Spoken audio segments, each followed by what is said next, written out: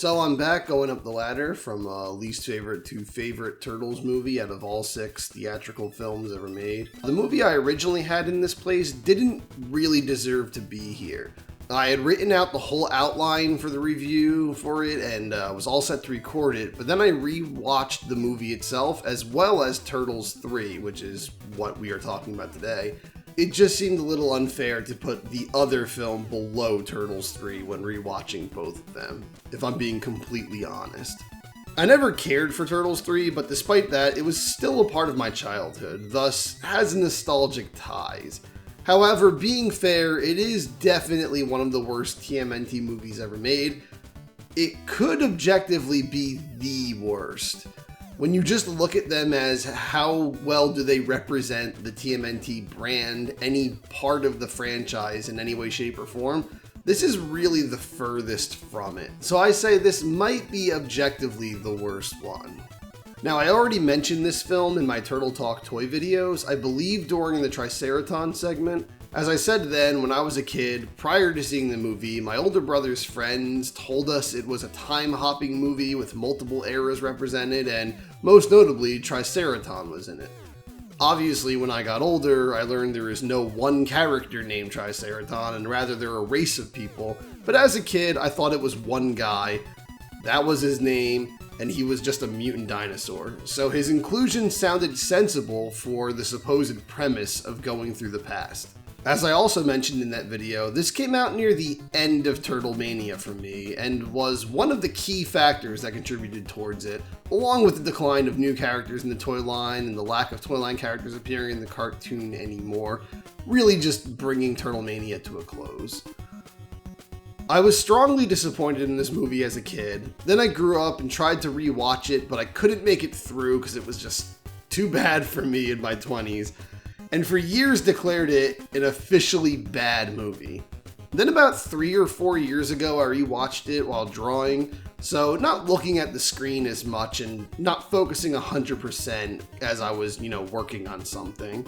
But then I came to the conclusion that it was better than I or anyone else gave it credit for, and was only mildly annoying. I attributed most of its flaws to the low budget, and the then tiring fan base, and wrote it off as a not good, but innocently charming movie. But as said before, I rewatched it again just recently, and I have to say, kind of a mix of both. It is way worse than I said it was after my viewing of it a few years ago. But I do feel like you stick with the movie long enough, and you'll discover some charm. It doesn't help that the movie starts out unbearable. Not only is the opening in feudal Japan stock and jarring, but the first several scenes with the turtles are indescribably bad and annoying. It just comes off like a cheap dollar store version of the first movie staff trying to write those characters but failing miserably, and just an onslaught of bad jokes and exaggerated writing. There's no pause, it's just annoying line after annoying line. The plot just kinda happens with about as much setup and pacing as a Wile E. Coyote scheme. It feels like no one gave a damn. The annoying jokes do persist through the entire movie, and there's plenty of wince-worthy lines and moments, but I feel none of the rest of it is as intolerable as it is in the first 10 or 15 minutes. Many of the crappy jokes and one-liners from the Turtles also seem to be added in post. I guess because the mouth movement is so poor, they figured they could add trailer lines in whenever they wanted. There's even moments where the jokes are so crammed in, the rest of the movie can't even acknowledge or react to them. For instance, when Donnie says, "Help, I'm a turtle and I can't get up," April doesn't even respond. She acts as if nothing is being said at all. In fact, he's already being helped up off the ground by her by the time he squirts out that line. He's like mid being picked up and goes, "Help, I'm a turtle and I can't get up." So the joke already doesn't work. Also, anyone who thought, "Help, I'm a turtle and I can't get up" was a funny line should have been fired. Speaking of the poor mouth movement, it cannot be ignored any longer how ugly the animatronics are. The turtles look hideous, and their faces barely move. Jim Henson's Creature Shop was no longer on board, which is very obvious, so it's safe to assume they got their puppets made by the Lazy Town crew. Splinter can barely move, and no other animatronic characters were even attempted, which likely is what brings us to our next point. The plot has nothing to do with Ninja Turtles. People say this about movies all the time, but I sincerely believe this movie was made from an unrelated script that was already lying around, and they just worked the Turtles franchise into it.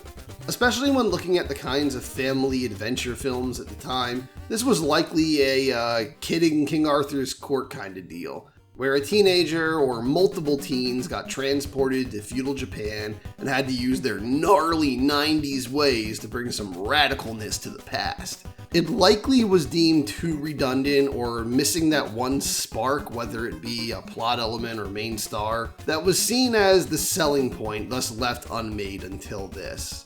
They clearly had a way smaller budget for this movie, which is surprising considering how successful the second one was. So doing recognizable characters from the franchise like Krang, Leatherhead, or Rock Soldiers was clearly out of the question, and doing new mutants like Tokka and Razar was off the table too. So they likely needed to repurpose an unused script, and figured the Japanese theme of this one matched Ninja Turtles enough to use it. But all of this is just my own personal theory, none of it's actually been proven. But it really is apparent when watching it that you're seemingly watching two completely different movies badly mashed together. It's incredibly jarring, there's even some tonal problems.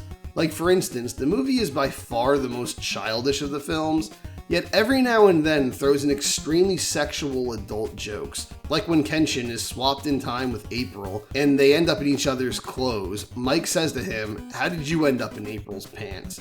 A joke like that might have worked in the first film, which could be enjoyed by kids and parents, but in this one, which has no chance of being anything but an annoyance for parents, it just feels like an odd choice. It's not for the kids, and the parents are not going to be paying attention to the movie to even pick up on jokes like this. So I've been complaining for a bit, so what isn't bad about this movie? I hate to say it, but I kind of like the parts without the turtles. Or at least the more serious scenes with one turtle at a time. Like the scenes in the village with Raph befriending the little boy Yoshi and being like a big brother or father figure to him, telling him not to do things he learned not to do in the previous films. Or Mike's scenes where he grows attached to the village and starts to fall for Mitsu.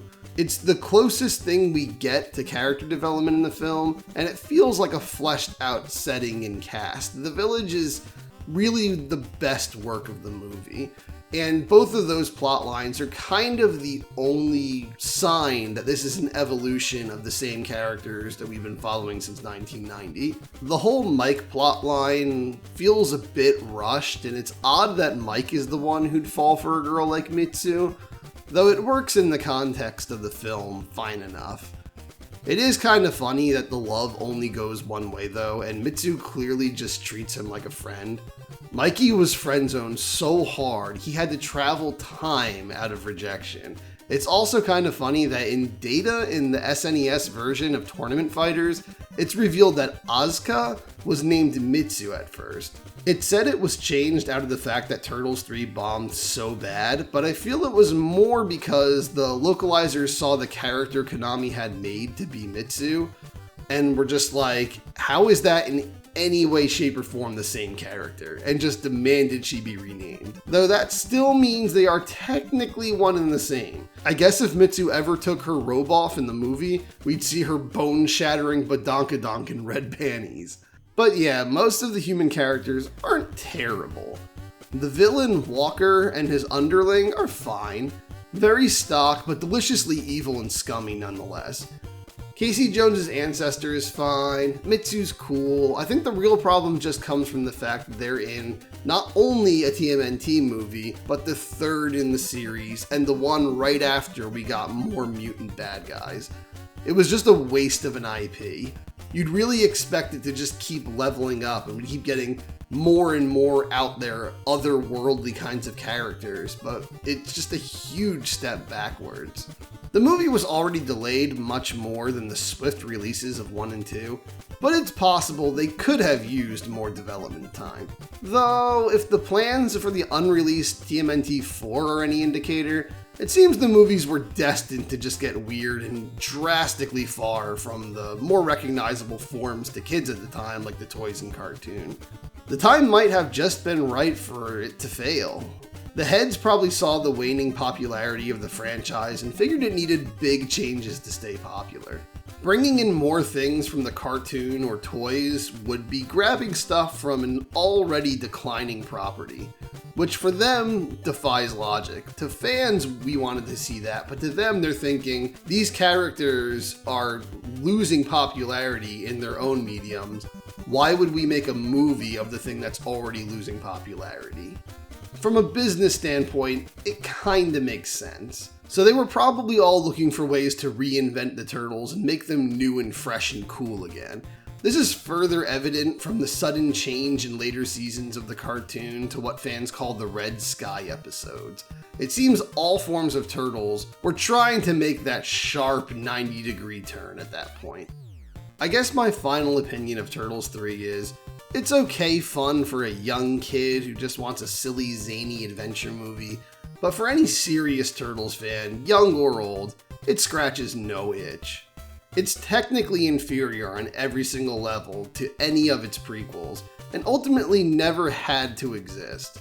Or maybe it did, simply as something to help set the sun on the original era of Turtlemania. All good things must come to an end. Do all the liking and subscribing and the sharing and the bell stuff.